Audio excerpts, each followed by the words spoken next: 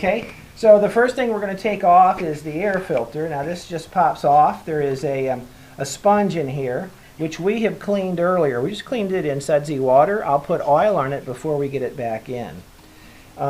This piece right here, I believe we're going to have to take 2 screws, 2¼ inch screws out of the back to release this plastic case where the air comes in. There are 4 things basically that an engine needs in order to work. One of it is air. So we're looking at the air coming in through the carburetor, mixing with gas, going into the combustion chamber, and firing.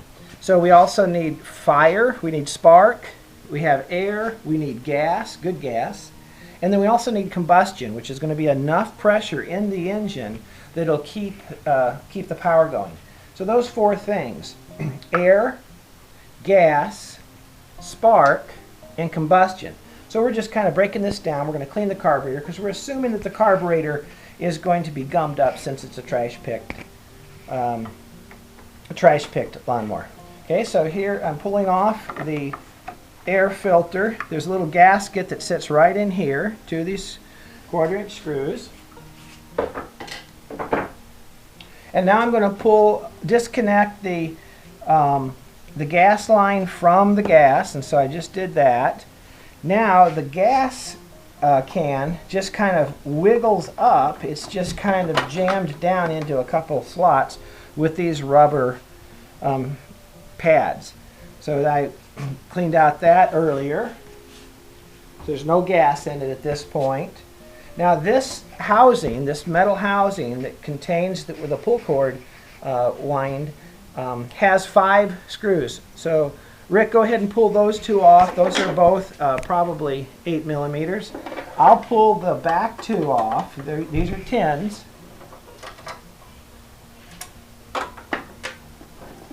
And then there's another 8 millimeter that's holding the oil dipstick tube to the. So Rick, go around that side over there and get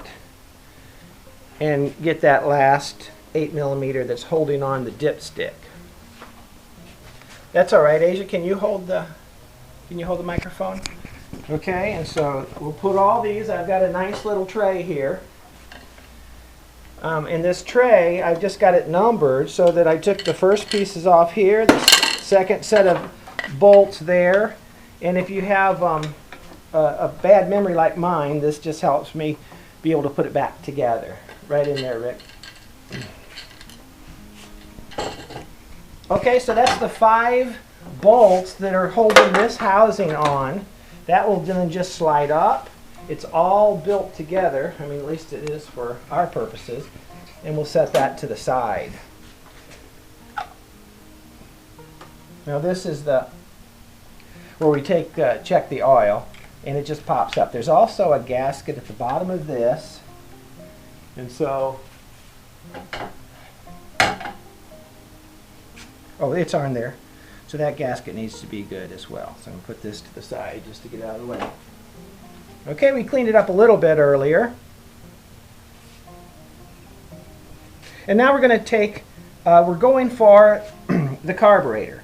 So again, 2 8 millimeter bolts there. Rick, do you have the 8 millimeter? Okay, so I'm just going to take these 2 bolts, these 2 little bolts off that holds the throttle cable. There's a little plate here that kind of stabilizes pieces. Now it's just held on with 2 bolts. And I don't know, in this particular case, we've already taken this off in preparation, but it's going to have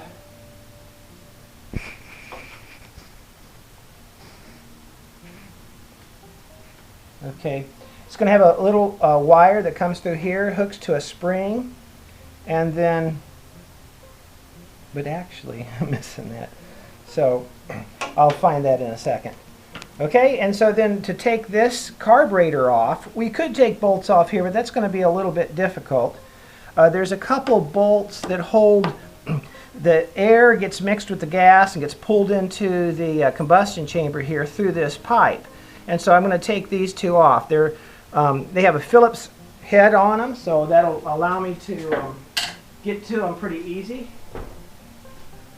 And basically the entire Tecumseh carburetor, the carburetor that's on this Tecumseh will then come off as a unit.